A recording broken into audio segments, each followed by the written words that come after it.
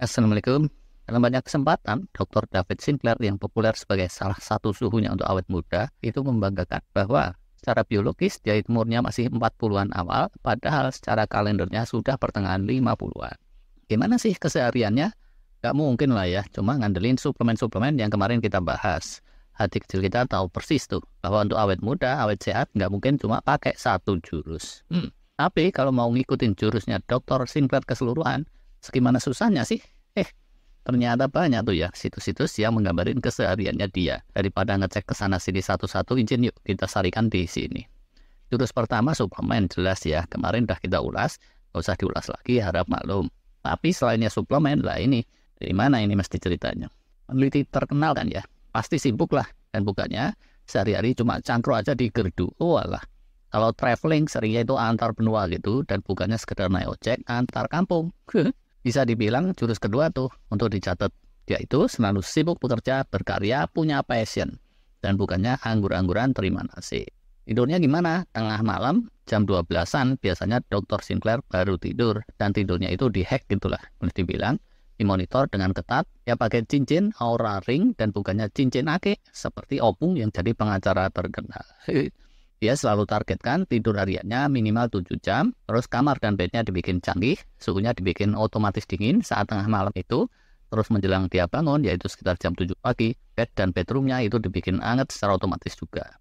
Dan ada hal-hal lain untuk mengusahakan supaya dia segera terlelap masuk ke fase deep sleep. Masya Allah, pakai hacking nih.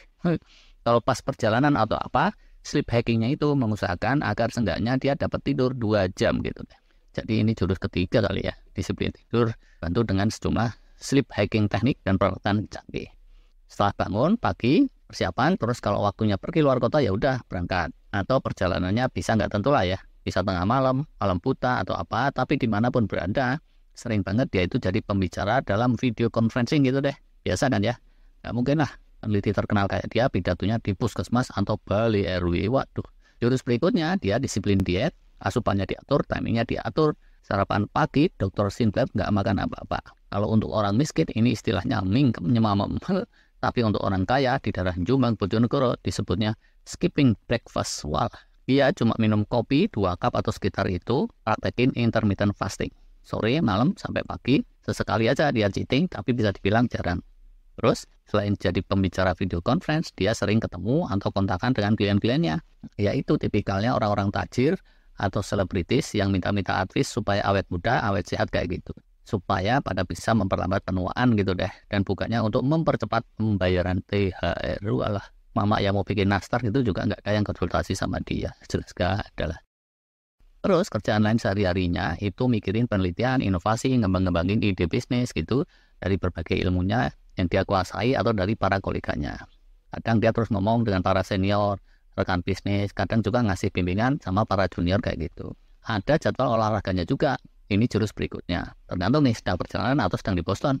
Lebih ke angkat beban sama high intensity training apa gitu ya, yang oleh dia di promo-promo. Nge-gym juga. Dan nggak pernah main sepak takraw atau main karet. Congklak atau karambol, wah kita juga nggak tahu. Kalau si Adul, nah makan siang senangnya nasi padang gitu. Nasinya tambah setengah, terus lauknya rendang sama gulai tunjang. Wah, tapi kalau Dr. Sinclair itu sering juga sih, nyekip makan siang. Dia kan fasting ya sehari-harinya. Praktekin 1 meal a day atau lebih seringnya 2 meals a day. Kecuali kalau pas lagi cheating. Kalau sehari makan 3 kali itu bagi dia masa lalu banget. Kalau pergi dari airport Boston, dia sering ninggal mobil di situ. Jadi kalau pulang dari mana-mana ya udah nyopir sendiri sampai ke rumah. Kalau Cak Kodir, itu jarang ninggal mobil di airport. Seringnya dia itu ninggal KTP di warteg. Kalau pas dompetnya ketinggalan. Walah, balik lagi aja ke Dr. Sinclair. Dari airport Boston, kadang dia itu langsung acara atau ngeluyur kemana gitu. Kirim-kirim kosmetik anti penuaan kayak atau apa gitu, atau urusan sampel penelitian, atau sampel produk, atau apa. Mobilnya itu Tesla, wajar lah ya. Kalau Wuling REV di Boston tuh nggak ada yang jual.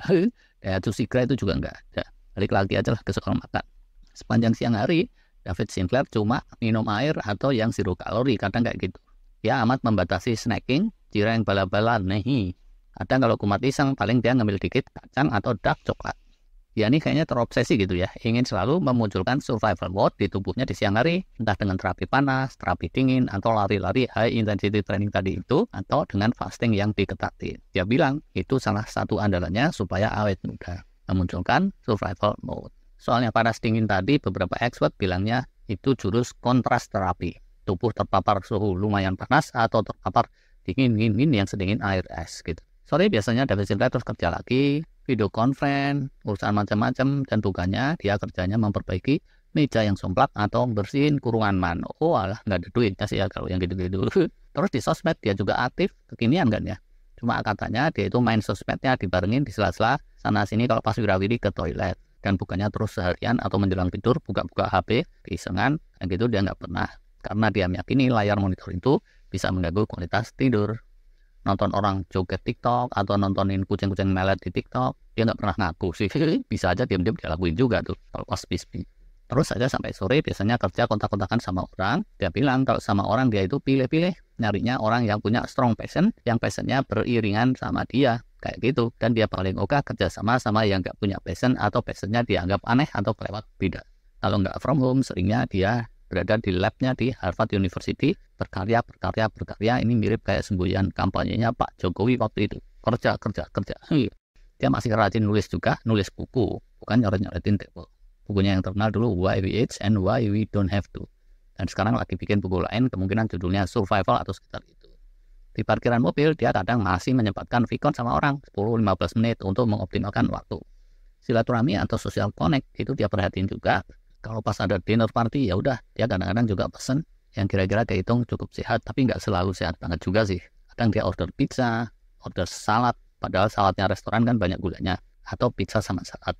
David Sinclair juga nggak ngitung-ngitung kalori. Para pakar bilang ngitung-ngitung kalori itu kuno. Terus lagi dia membatasi alkohol, masih minum tapi dibatasin. Dia juga nggak makan daging merah udah 10 tahun lebih.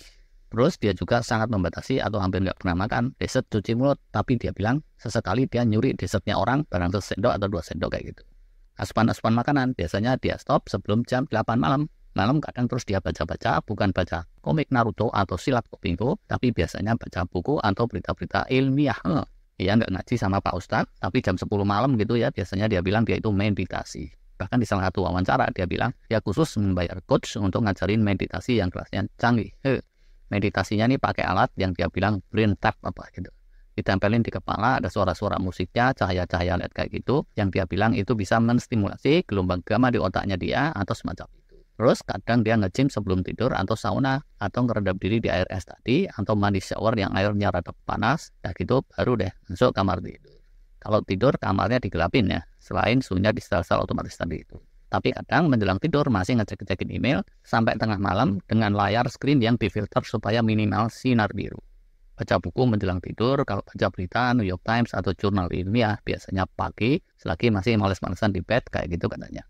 Terus untuk ngehack tidur lagi dia punya beberapa jimat atau trik gitu deh. Ada GABA, L-theanine, serum tertentu kayak gitu yang belum kita sebut di daftar suplemen kemarin karena suplemen kemarin suplemen awet muda. Di pagi hari menjelang bangun, bednya itu suhunya otomatis memanas, terus alarmnya berbunyi lembut-lembut, kasurnya bergetar, membangunkan dia dengan relatif smooth. Udah deh, kayak gitu tuh tipikalnya dia. Jadi bisa dibilang life hacknya itu macam-macam. Mulai dari tidurnya, makannya, fastingnya, aktivitas fisik juga diatur cermat tadi itu, ada sauna, nge-gym, angkat-angkat beban, kerja terus-terusan, baca belajar juga terus-terusan, meditasi juga, apalagi tuh, social connection kayaknya dia juga jagain. Dan disiplin hidup yang seperti itu, Connor sudah mulai saat umurnya 20-an sejak 20 tahun yang lalu, kira-kira kayak gitu. Dah gitu, kehidupan ayahnya itu dia hack juga, umur sang ayah bahkan sudah 80-an lebih, tapi dia bilang masih amat bugar dan dia pengen jadiin role model juga. Silakan aja ini disimpulkan apa hikmahnya. Yang jelas, untuk bisa awet sehat, awet muda itu perlu keseriusan dan jurusnya itu bukan cuma 2 atau 3, tapi macam-macam. Dan mesti terus-menerus tiada henti dipraktekin. Dan kalau kita mau niru sampai secanggih Dr. Sinclair, tahu deh, kayaknya lumayan susah juga ya. Oke deh, terima kasih.